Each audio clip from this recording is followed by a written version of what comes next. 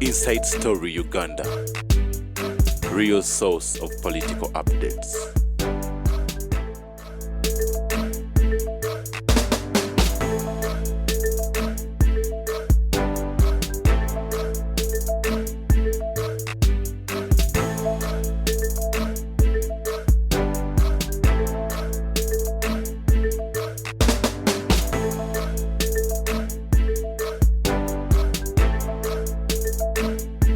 Inside Story Uganda.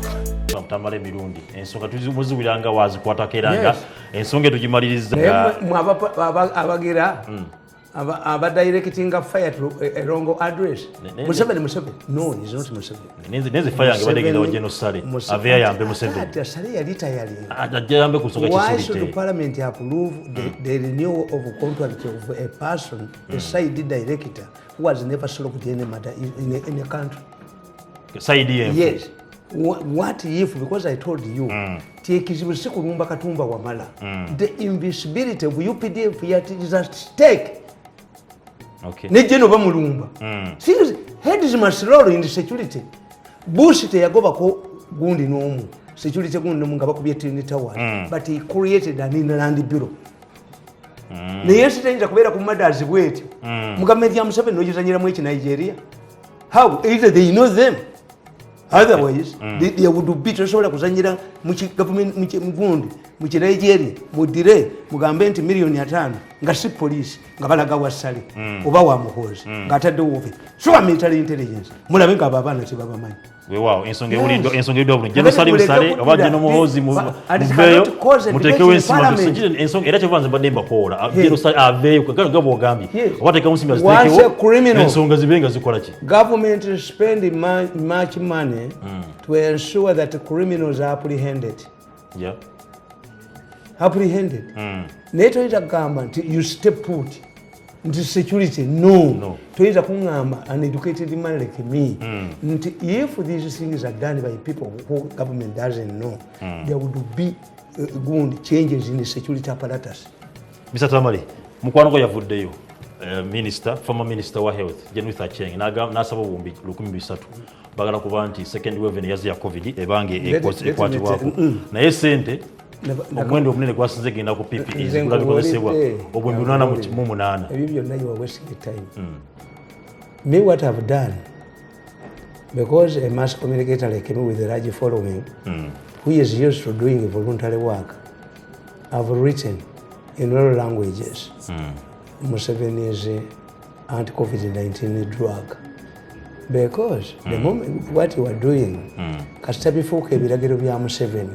then it means the biggest beneficiary is Museveni. You must change the mindset. This is not Museveni. Okay. This is a Dakar Museveni. Convince the public that it exists. True. That woman and her ministry have lost credibility. In mass communication, a source must be credible. Towards Anyabise. Okay. Unless Museveni tackles the question of credibility in the Ministry of Health, I was happy by involving because I'm seeing later. I'm seeing Utira we need rubber quarter camera. The most important issue is to record myself. Kakati in Kugam. I'm seeing a shift in Museveni's new approach. One, Museveni has done away with the National Task Force. Okay. Museveni has done away with the center at the district. It is no longer the district officer, the RDC. Museveni has not said that you can go to an RDC and get a permission to travel. Yes. Two, has stressed the importance Sauli yako. It's your property. If you want to commit suicide, you commit suicide. But the moment you appear, chobola bafetu kugamba for abakambwe kubana nze siddusa mwana wange ttaala ayavula imuki era bwemuukya yakugamba nti daddy ma gwansoka ku nsi himule kumuukya kakati the moment government believes that it is helping the people, it should be the people to know that you have got a good president who is giving you information. Nabagamba wano mu katabo kange, nabagamba wano Museveni's innovations. Nakugamba nti a revolutionary changes or transforms society from one point to the other. A revolutionary is not a builder who paints the existing structure. A revolutionary destroys the old order and replaces it with a new and modern order. This is why Museveni started by saving lives. He embarked on an immunization against the leading 5 killer diseases in our children. They were called the 5 killer diseases as if they were sent by God. Previously, the mortality rate was alarming. Museveni came out to borrow delay and explain the real cause of the AIDS scourge. Many African countries wrongly believed that admitting the prevalence of the virus would chase away tourists. However, Museveni successfully fought the witchcraft theory that had been entrenched in people's minds. He embarked on the expansion of health facilities. New hospitals have since been constructed. However, our opponents shamelessly say that the health sector is sorry state. How much money is Museveni to change the attitude of people and entrench the theory that AIDS was witchcraft? These are basuma. Basabye obuwuli. Omukazi oyo abalango batuleetera omuntu. Ne Diana, unless Museveni takes a bold move to restructure this health ministry. Communication ku COVID. Basabye obumbi nkaga mu nana. Nkugambye nti nze mbawandikidde without money. And I don't want any advert from Ministry of Health in my programs. Programs are not. Bateke mu birango by'abafuni. They cannot ride on my popularity and credibility. Sisobola. Mzee Tamale. Yes, tembiteekamu. Nitu. Ministry of Health tajja kuteeka birango mwe. Bateke mu birango by'abafu, bateke mu kutumira. Not my program. I have helped, I have built, this is an accumulation. Credibility is an accumulation of which. Kakati echo. 2. What does the president want to achieve? I go back to my political stance. Ngatuze ku speech ye nebitake byataddewo. Bw'okwata abantu n'obateeka mu district yemu. What you are helping them to do is to reduce their expenses to carry corpses. Yes. This will be mwangwirwa okuziika. Anti eddagala tewali. Yatusindise. Anti eddagala tewali. Kubanga you would put these people in groups nga tebagenda mu balala as mandatory testing is carried out. Kati Museveni's problem is his ministry structures are discredited. Tewakyali akkiriza ddagala likubiddwa bwekiri. Yes. Kakati Museveni must liberalize. Akkirize. Luli baatugamba omusajja w'emulago. All of the COVID cases must be referred to Mulago. Abe, Umusuma yennyini. Bwe yavaawo, I'm overwhelmed. Yes. What did you expect? A Uganda tells you, if you are cleaning the anus, did you expect the powder to go in the air? Kakati nkubuulira, these measures, era they have now moved. Eddagala tewali. Allow private hospitals to bring to a sasulire. When Uganda is sasulire, keep the records. The government should remain at the supervisory role. No, you know, omukazi nali simanyi nti n'abanooza nababba bwe bati. He didn't know. Nti this one, kakati kuwundi ziri wa cemeteries mwe baazikanga ba COVID. Where are they? Emizimu abantu gye balimu baagala okugendayo. Abaana baabwe gye babaziika. 2, babateekanga mu isolation centers kati emmere. Nolaba bwala disento zaabwe ate temuyina ekyo. Ssentongo yakugwa e Masaka ne babbira ddala Kajanja. Local defense bagyetaagamu abantu. Do you need the local defense to beat up people? Kakati what the president has to do, nti we are the loopholes are full. Yeah. 1, interstate district transport. Kakati waliwo abasula mu Kampala, kakati eyali badde cases. But Kampala wakisa mukono bagirese. Nkubuulira, kati emmotoka ya taxi ejja kukoma najja nankumbi eve wazana. This is Wakiso. Nobody wakisa bagirese. Kampala Wakiso muyune mukono. Nkubuulira, era abantu bajja kimenyawo and you bring in fines. Because kati mba nsula mpigi. Ndi wali mu Katende. Nsula Katende yo simpigi. So this will be in 42 days. this would be followed up by mandatory testing. Me, I cannot test myself. Me am lucky. I'm my own doctor. I've survived poison 5 times. I have survived killers. I'm going to take more intensive care unit. COVID akutwala. Ndingena mu intensive care unit. Me. Omwana ngantwala omuzimu kumutira mukku. It would be committing suicide. What did you offer? I cannot surrender myself to government doctors. Wow. Kakati Museveni atukkiriza. Baleeta eddagala bayinza n'okuleeta eriri expired kyobula babaagala mu ministry muli omukazi oyo anti talina kyayina ababbi balala abasuma balala oyo ayina ebizimbe mu kampala oyo ayina yadde ekikumi oyo abamubbiramu balala ne lusunde entwe kajja mu palamenti nekwogera nga abasuma balala. Me cannot be hunting a dog to anybody. But the president must liberalize. Okay. It is our lives after convincing the people that this is you are protecting your lives. You are not protecting Museveni. Museveni is alive. A good metro ni bwagana abawala okufuluma ebweru. Abaganda kufuna mbuto na butasoma. Okay. Yes. Why is Museveni doing this? He is a good leader. Yasiba ebisawo by'ennyonyi n'asiba ki kati bibi ebisawo by'ennyonyi byamu byabagagga mwebbamu kamwe mwebbire tibogenda nga bakujjamu olunankanire bo bawagenze ku makya $65 mumwesumire eyo fezi bitukwata naye abantu babulijjo tudde ku mbeera ya taxi abantu bajja okusuubula anti nkubulidde transport agaaniddwa interdistrict can tolerate 42 days but 42 days to serve what nti mumufiireyo eyo kuba Castro ba dictators bakola ebintu. Castro yagamba ti HIV ti mandatory testing. Mandatory. Abamuyina ne baba isolating. Abasigaddewo ne beeyagala. Castro yakikola. Mu Cuba waliyo. Omusajja omuzungu yagenda n'agamba Mugundi mu butu. Nti naye ensenga ganga Congo ebeeramu ekyaba masinkini. Lwaki ebeera mu masinkini mu butu yabayita mu state house nti abagabula embaga yabasuula mu national park bamasinkini ne bava mu Kinshasa batema yawonawo Polo teyadda. So that's why dictators solve problems.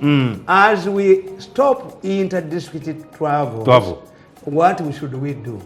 This should be followed up. In fact, may I trust UPDF? Nti UPDF baali bagulidde ezo omukazi oyo zanoonya baalizwa ddi UPDF. UPDF negula mobile clinics. Binaisa ali abirese mu 79. Bitambula ne bannanses. You make sure nti egombolo eno eyina mobile clinic. Mulimu abasawo. Why trust UPDF? The only institution I trust here is UPDF. And I was happy. Okujikona bayataddemu musenero. Oyo netta. Ali mukali. Mukali akaba no bamwanje abalyanga sente bate gundi akedi ne mukwano gwange yagenze kusoma yongere further studies ndewa kiki nze nkugamba nti mobile units binayisa yazireetako ng'abantu bata aba doctors you just calculate gombolola muyina mmeka nti gundi mobile units with the drugs stationing ku gombolola kubanga intergundi nejja ku gombolola never geraganya population. We can know the statistics. How long will the soldiers remain there?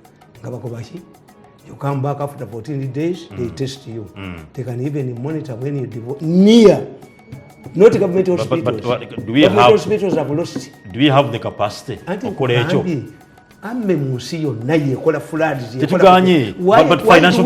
Why do we help the people of Congo? Why do we restore security? Do you have the financial muscle? Why do we restore security in Somalia when we cannot? When UPDF cannot? UPDF is the issue. Give UPDF money. Is going to call testing. No, mukazi bazimujeko bazo UPDF. Erete mobile clinics. Testing is very free. Nabasawo bayo. Even those doctors who work with these kikundi batambulira ne ba UPDF. Naye mukazi takwasibwa ku sente. Mukazi utasana kwata ku sente. Museveni will be putting money in a bottomless pit. Era jakudda n'omutwe gwakomewo ng'abasuma beekwesa agendo zitwala. Omanyite omukazi namulaba jebo bayita bamanyi nga nabakutte dda ku byuma. Omukazi Diana yamwandikira akapapula mugamba Museveni amwogereko. Nga njogerako ki? Mbalemesezza emirimu. Ne bagenda ewa Kalisa ne bamulimba. Kalisa yampona omwasa ennyondo omuntu. Nti nkomewo gwe. Kalisa muve. Kati muze Tamale. President yagenda bagateekawo fines. Kankubuulize. Fines nongo. Anti ziri punitive ziriki. Kubanga somebody can calculate. Nti bwe ntwala abantu bana e Masaka nga mbajjeko emitwalo 10 mpayo fine ya mitwalo 5 n'abazungu bamanyi ayinza okugamba ti when we defame somebody kooti ejjamu awadinga ki ne batunuulira the highest award ne bakuba story they have mass circulation ne badetect. Okay. Yes, so instead of fines when it comes to fines then it becomes kills the orientations. Yeah, banoonya sente. Oh yeah, Chitu. Yes, and even so finance, and we know government is facing financial challenges. Yes, which after being facing cuts from donors. That will kill the area one. There should be no fines. Okay. What we will do is to ensure that this mandatory testing is carried out. You carried out, let everybody, let them bring drugs. Sibere mu gwanga tuligule edagala tuligule tuliyegulire abona basomesa nkubiriza kuze javune laga ntebe yayamba abasomesa b'ekirasi fedagala tuliyegulire where we want bagana mugende abasomesa mugende mwegemye kuhanga usomesa mugana golo kubanga mukibina nga tewegemeza. You know why I don't trust the Minister of Health? No. Omusajja ono bwe yajja wano ono dokita yakola Konavero. To Dr. Cho. Konavero. On Dr. Gund. Professor Noah yakola Konavero. Professor is an American black professor. Ono musajja ono. Kano ndowooza balabika bakagize buli sika kala these are not color pictures. Yeah, the black president ng'ali nabo. Kakati some ebbaluwa ze baawandikira abaminisita ya Health bagana okulaba profession eyakola Konavero nga tebali interested. Omukazi ono takwata ku ssente bannange twegugunge ng'omukazi akutte ku ssente zigende mu UPDF bagule mobile ne badokitazi batambule mu ggwanga lyonna 14 days.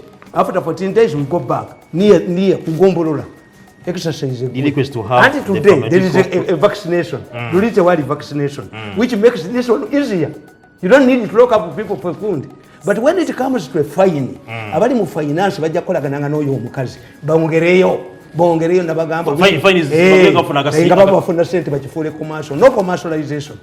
Let the government borrow money. We have oil reserves. Let the government borrow money.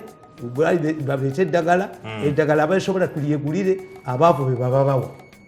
Nabagamba nti no Ministry of Education buli muzadde muwa voucher atwala omwana y'omusomero ayagala akatasomesa kakuname. Simple matter. Tewali kintu kitali solvable. Okay. Yes. Kasome ebbaluwa. Olabe ebbaluwa nziraba. Ebbaluwa eno eyawandikibwa 5th March 2020 the Speaker of Parliament. Oyo omukazi teyalinyayo. Lieutenant Speaker Rebecca Kadaga request to have the pharmaceutical professor Safaraz Niaz to address committees of Parliament.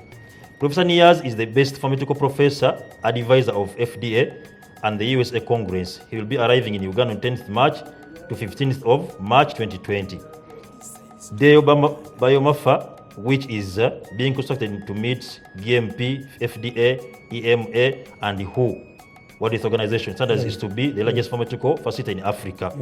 He has partnered with the professor to produce world-class medicines and drugs, making Uganda the first African country to export high-quality drugs and medicines to the developed world, including the USA. We therefore request you, the Speaker, to allow Professor Safaraz Niaz to address the line committees of Parliament on how Uganda should succeed in making drugs and medicine that can be exported to the world over. Akajiko ka Parliament akaheres musajja wuyo mukugunyo ye yakola Konavero endanyine factory eri ematuga for American market kakati isome endala teyakirizibwa kuba nti akola teyakirizibwa abasuma bali bagala kubbira nga baziyita nzike yurusafa obusuma bwo mu bujjabba bwenyaabwenyanyi 13 Feb naye ekibi abantu bajja kwegugunga bwe banawulira obusuma bwo butano 13 Feb 2020 the Minister of Science, Innovation and Technology, Uganda, Kampala. Respectfully, introduction for Professor Safaraz Niaz, advisor to the FDA, USA, and DI projects consultant. The above matters refers. This is also to introduce the form-named professor, who is the best pharmaceutical scientist of all time, advisor to FDA and several international drug and medicine regulatory agencies around the world. His book on pharmaceutical formulations are being used all over the world by all pharmaceutical companies and government drugs and medicine agencies as a standard for quality, control, and safety, including USA.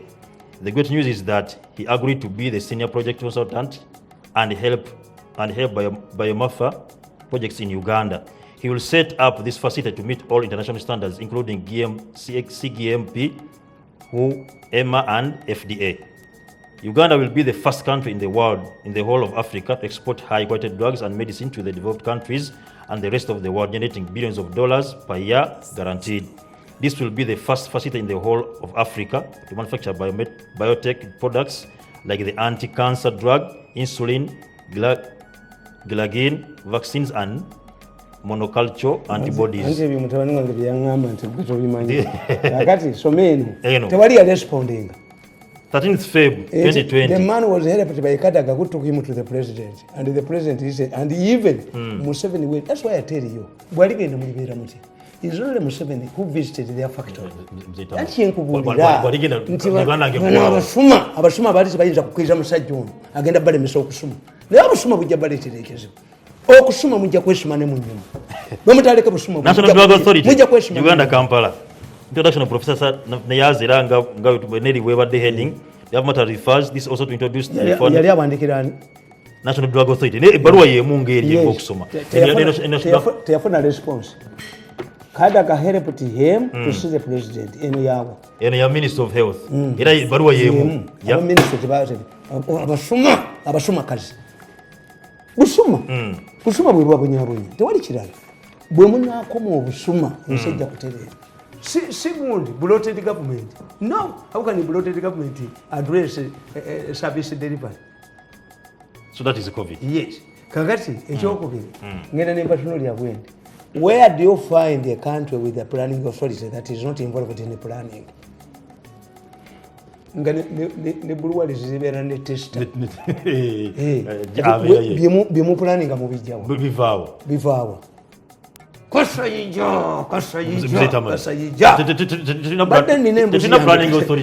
nina embuzi yange Kasayija naye yaliwona. Badde nina embuzi yange ngemba giyita Bahati endala Kasayija naye yaliwona. Anti badde nziryanga babudde. Tebagenda kugwa. Badde nzirya. Abo bye babonyabonye eggwanga.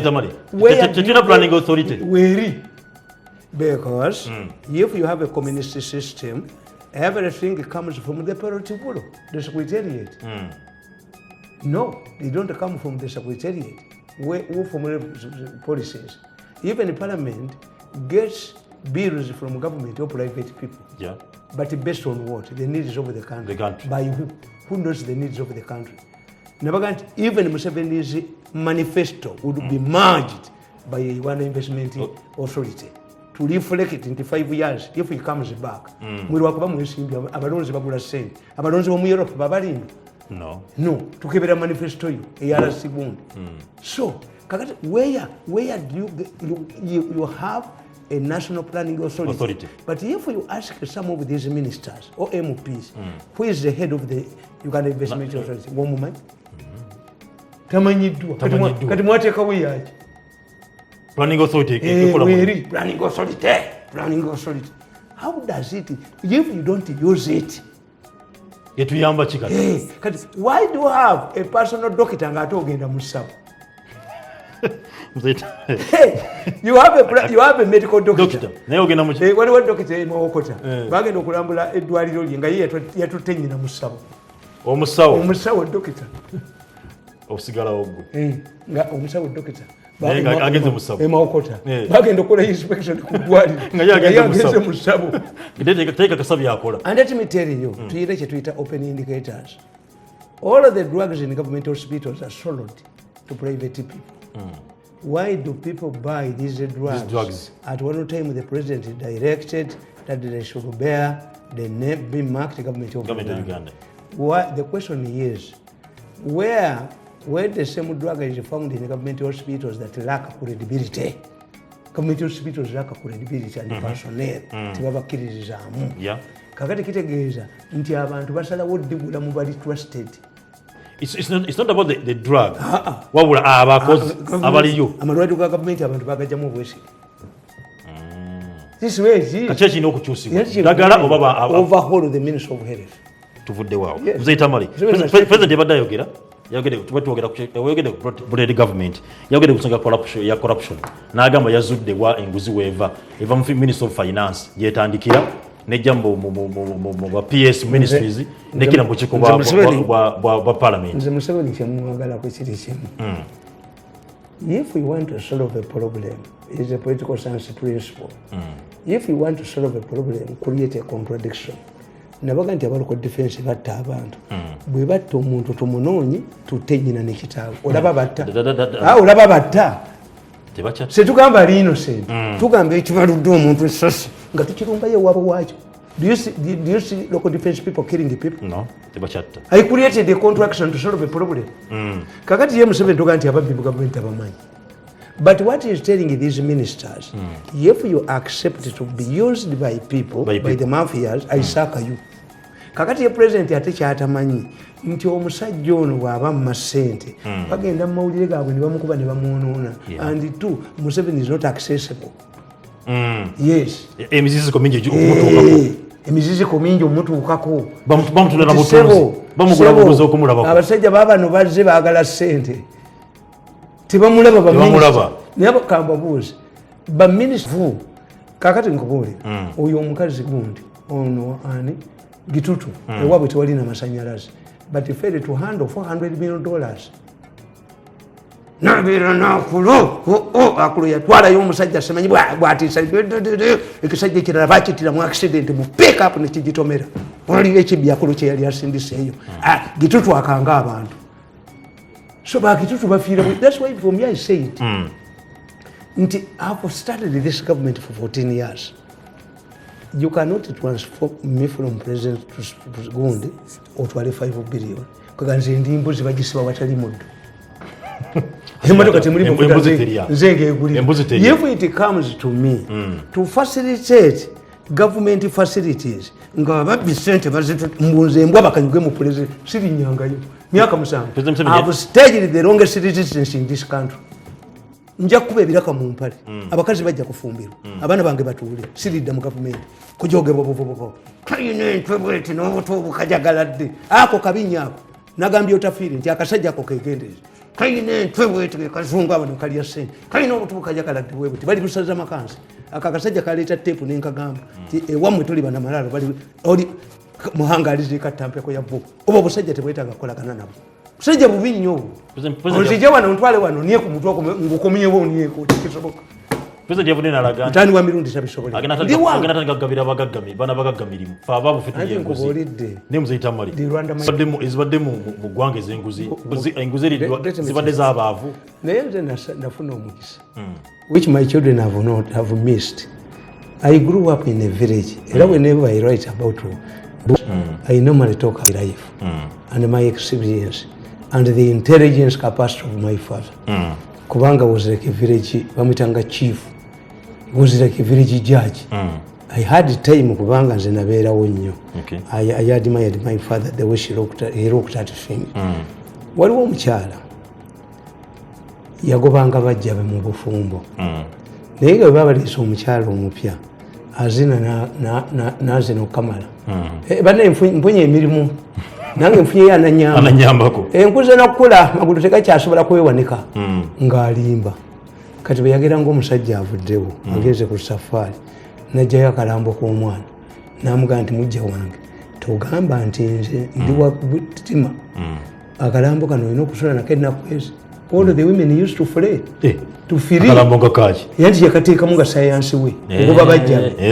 When you use a vehicle, when you have a vehicle, emmotoka bwekaddewa, ekyuma ekipya ky'oteekamu kyekyonooneka. Unless Museveni finds who steals his money. And why institutions like IGG don't work. Every minister, he will chase ministers one after the other. The thieves are like this mukazi yabeeranga mu maka n'alaga bajja bakalambo. Kubanga it is okujjako nganze who goes nti bamanyi abo ba minister nti bakulagidde anti Museveni talabwa. Everybody becomes a minister. Everybody becomes a Museveni.